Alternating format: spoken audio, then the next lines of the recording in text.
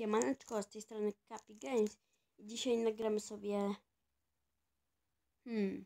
jak to było?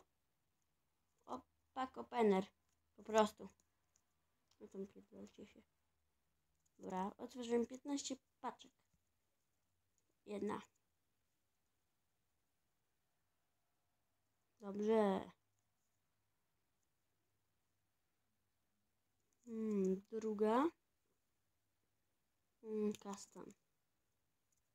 Trzecia. Pierdolę to. Pierdolę. Pojeby. Pojeby, no kurwa. Ja nie mogę.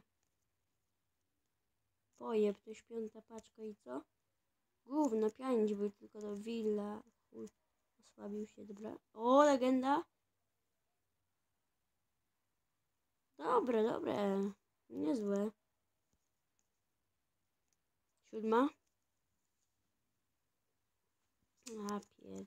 Stary pierdziel. 8. Pamiętajcie, żeby subskrybować i lajkować. Oczywiście w górę. Słuchajcie. Krótko. Będę nagrywał jeszcze takie różne ciekawostki. Piłka nożna challenge. Uwielbiam ten sport. Ale gówno. Pipa jeszcze. Dobra, Murzyni to już chyba jest 12? 13. Nie mam pewności, czy 13, ale załóżmy. Hop.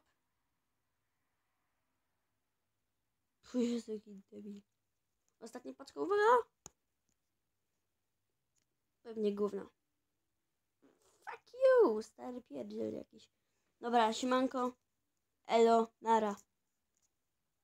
Kurczę.